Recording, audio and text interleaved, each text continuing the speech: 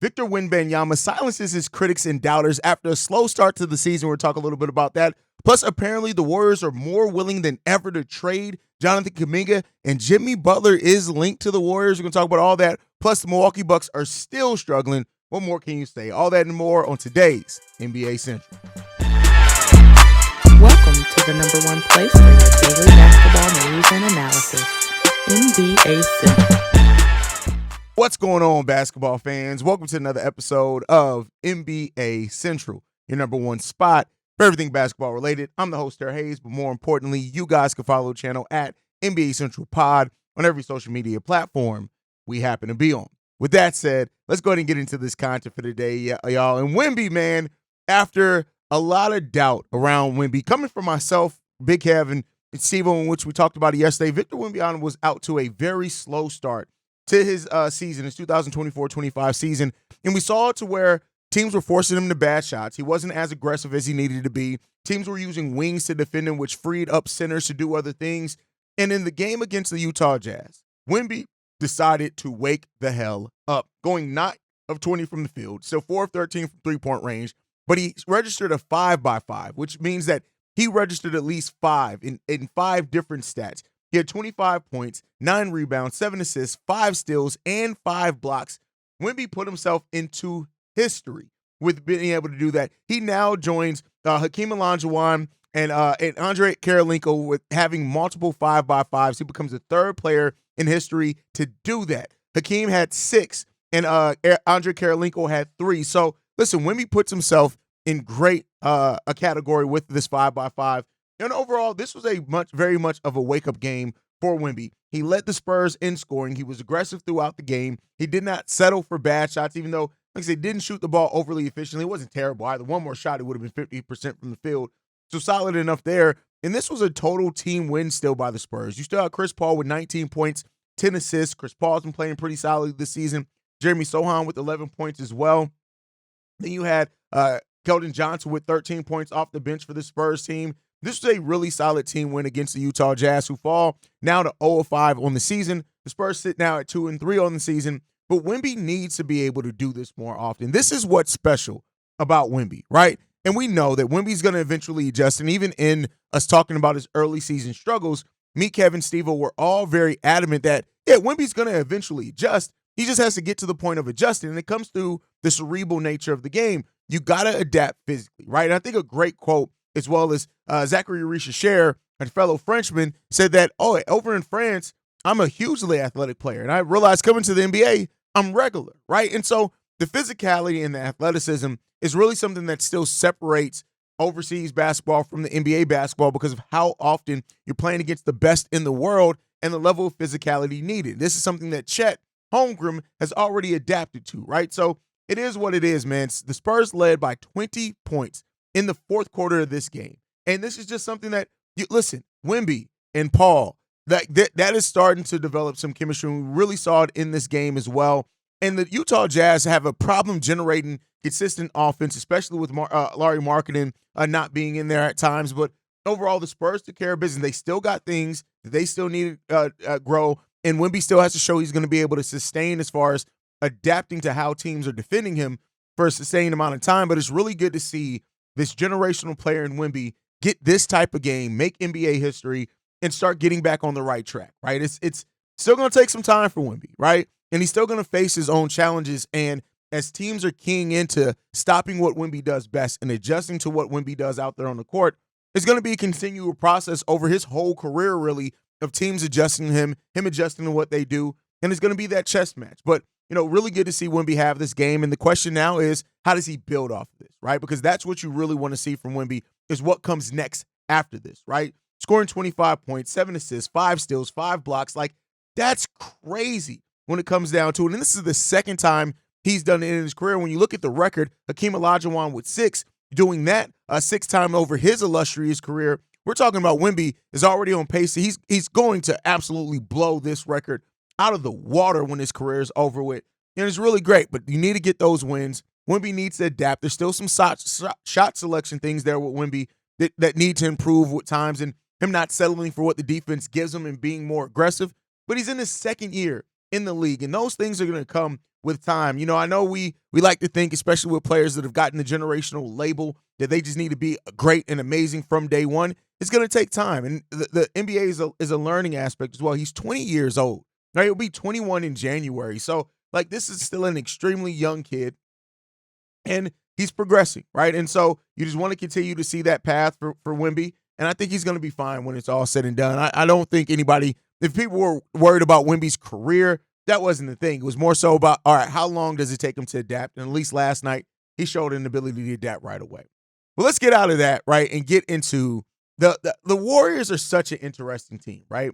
Especially considering that they started off the season a lot better than what most people had. And they were like second in the league in points per game, leading the league in rebounds, leading the league in a lot of different categories. And they're still towards the top of a lot of categories in this league so far, right? Even after Steph Curry's absence, like the Golden State Warriors have still been putting up a lot of points, still averaging 119 points per game. They're still 4-1 on the season. Like the Warriors are still a team that you got to look out for, right? At least they've shown that over this time. And as long as they still have their system, they still got Steve Kerr, this is going to be a team that is going to be looking to compete.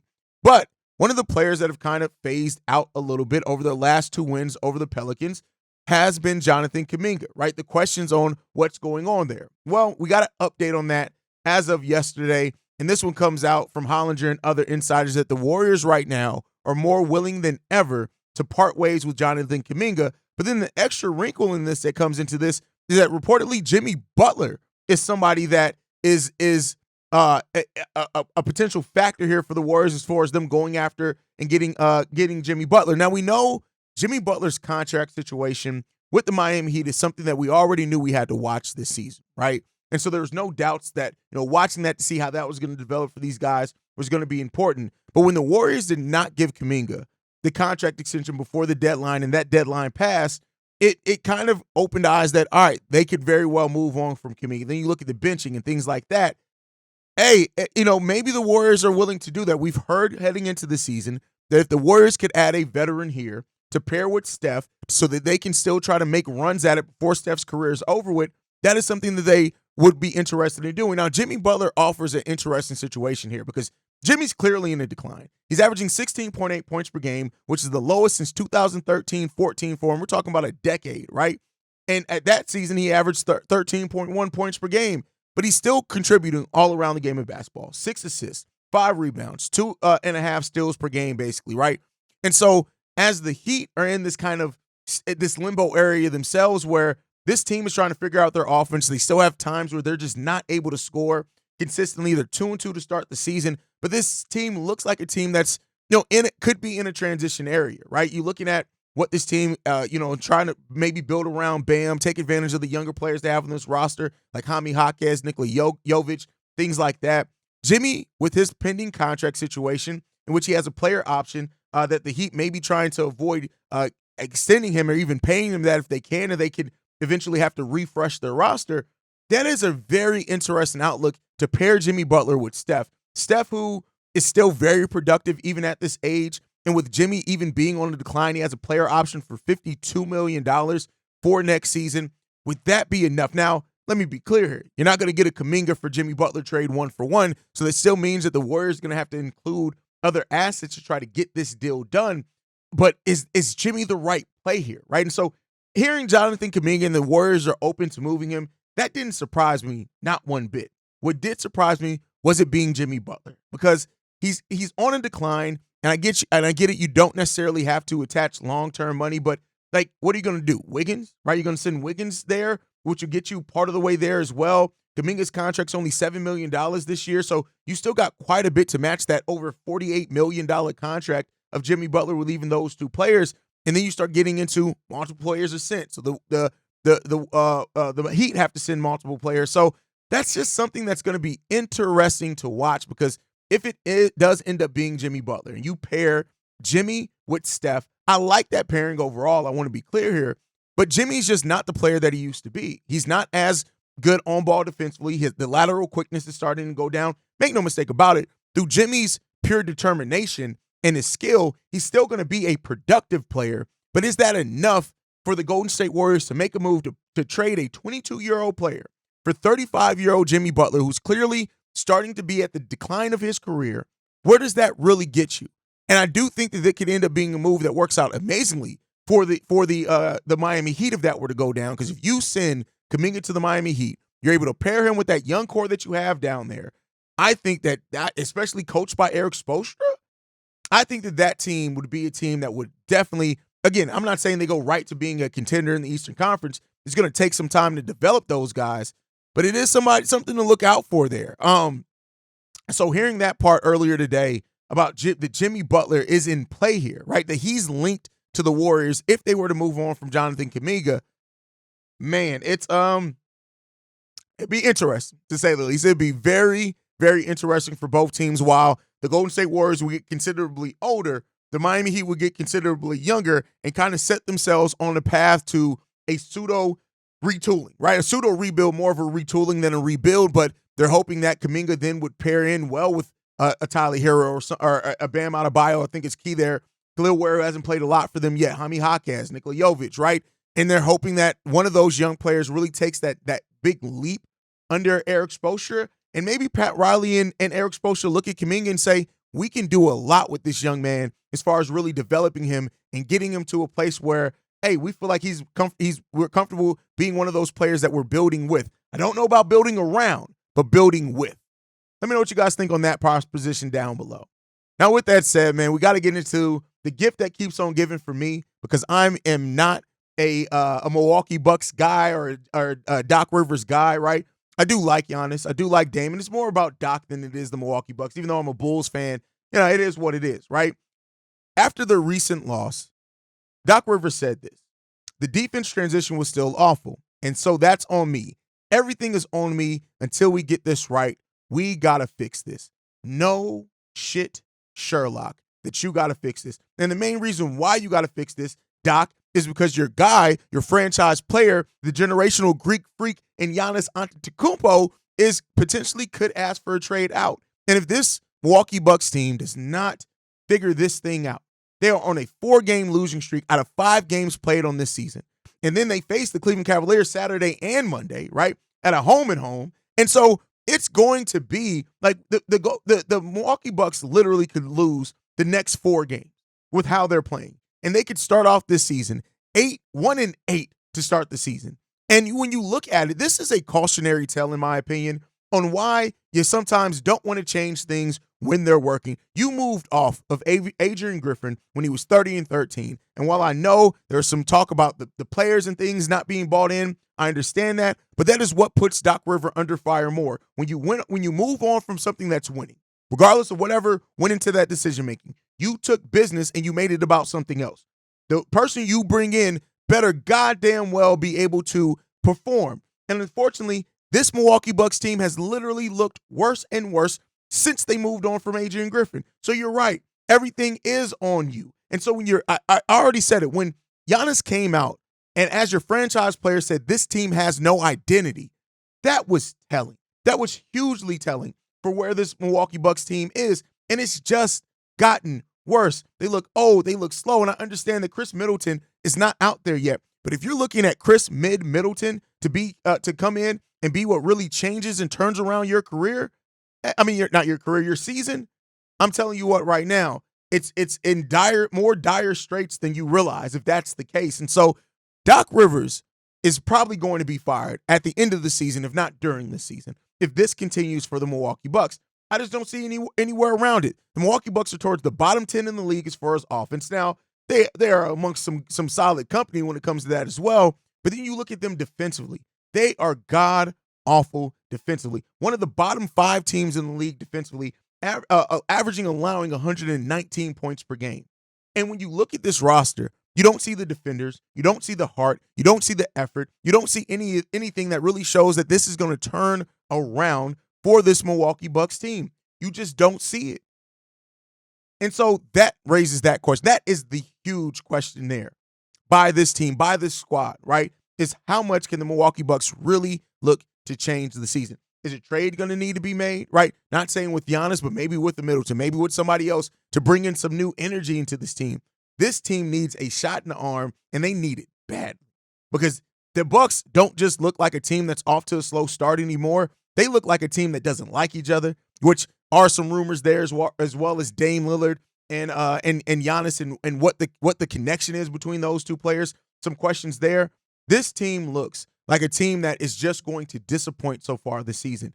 And listen, it's still early. There's more than enough time for a lot to change still left in this NBA season. But you want to start seeing the bones of that. What are some of the things, the pillars? What are you going to build off of to change the direction of your team? And we're not seeing that with this Bucks team, at least personally. I'm not seeing it with this Bucks team at all. I don't see anything that tells me that this Bucks team can turn this season around. Now, could I be wrong on that? Absolutely, I could, right? And if they are, then cool. Shout out to the Bucks for turning their season around. But right now, things are looking bad for this team. Things are looking bad in almost every shape, form, or fashion. It's looking bad, right? They're either in the middle of the pack or to the lower of the pack in every major statistical category, offensively and defensively. And that is not where you show no pillars or benchmarks that you can look at or hang your hat on to say that we can turn it around if we do this. Defensively, you're trash. Offensively, you're less than mediocre, right? This is just a basketball team that has too much talent to look as bad as what they look. I'm not saying they should be a favorite in the Eastern Conference. I'm not saying that they could turn it around to where they looked at as contenders to come out of the East for the finals, but this bad, when you look at the Milwaukee Bucks schedule so far and who they lost to, it's really telling as well. They won against the Philadelphia 76ers team without Paul George and Joel Embiid. They lost to the Bulls, lost to the Nets, lost to the Grizzlies, lost to Boston. You've lost to the good teams. You've lost to the bad teams. What are you doing? Right? And the schedule doesn't get any tougher for these next couple of games for them. They got 2 games against Cleveland, one against Utah. Then you got New York, Boston, Toronto, Detroit. What's Toronto and Detroit? All right, cool. Could you win those? You lost against Boston, though, right? So you can't take anything for granted for this Milwaukee Bucks team this year. I don't know, man. I don't know. I would not be surprised if this offseason, one of the biggest things that are talked about is Giannis Antetokounmpo running his way out of Milwaukee because he just doesn't see it. And Giannis has been very, very clear. If he is not competing for titles, then there's a problem. That's what he wants to do. That is where he is at this point. He needs to have a team around him that he feels like he can compete for a title. And if he's looking at this and feeling that, that's a failed drug test because this team looks bad. And despite Giannis averaging 30 points per game, 11 rebounds per game, 6 assists per game, right? It's not like Giannis is out there mailing it in. This team looks awful. See if they can turn it around. But from a team that is looking awful to a team that actually looks pretty good to start the season in the Orlando Magic, they lost Paolo Banchero.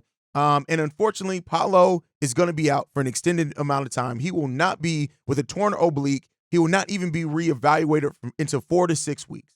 And this is one of the worst case scenarios for this Orlando Magic team who, while an extremely sound defensive team, offense has always been the thing that's held this team back. And Paolo Banchero, for what it's worth, seems like he's making that leap offensively that this team needed him to make. Up 7 points per game versus what he did last year, 29 points per game on an efficient 49.5% from the field and 34% from three-point range, both his career best percentages shooting the ball while taking the most shots that he has as well as his career. Paolo Banchero and Jalen Suggs to an extent as well. I don't want to overlook that, but Paolo Banchero made the leap. 8.5 rebounds, almost 2 more rebounds than what he averaged at any other point of his career. 5.6 assists. He's doing a little bit of everything for this Orlando Magic team. And to have Paolo go down, and especially for an extended period of time, that is just damning for this Orlando Magic team. That was, hey, I told you, and listen, we'll see. 4 to 6 weeks is a very long time, but it's not too long to where Paolo can't come back. The Magic can't find their rhythm. It will knock them down some in the standings as far as in that Eastern Conference. But as long as they can get in the playoffs, this is still a team that can be dangerous. Make no mistake about it. But the schedule is getting tough for this Magic team. This is happening at the wrong time. You got matchups with Cleveland, Dallas, OKC, the Pacers, the Pelicans, all coming up in the next week for the Orlando Magic. Then you got a game against Washington and Charlotte, or however you depend on that. But then it gets tough right again with Indiana, Philly, Phoenix, Clippers, Lakers. Right, so this season is all about the ebbs and flows. Every season really is. It's a marathon, not a sprint.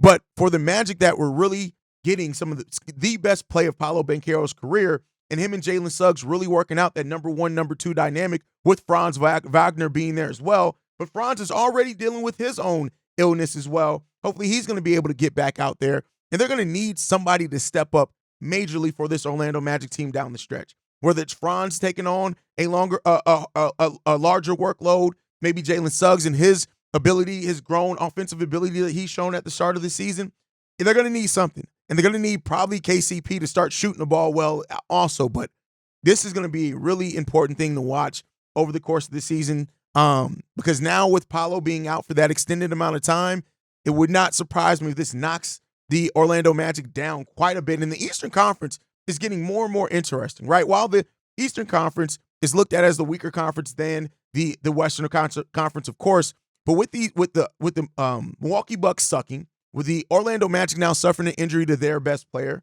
right? You got teams like the Chicago Bulls, who are number 3. Who would have expected that? The Charlotte Hornets are 2-2 on the season. Like, the East is all very close.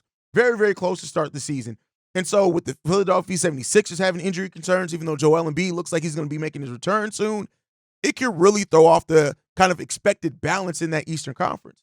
And we'll see how it's going to go. But you guys can let me know your thoughts on everything down below. Make sure you guys are following the show at NBA Central Pod. You can send us any feedback, questions, comments, concerns, NBA Central Show at gmail.com. And then lastly, if you want to leave a text message and our voicemail for the mailbag, the number to do so, 773-270-2799. We are the number one spot for everything basketball related.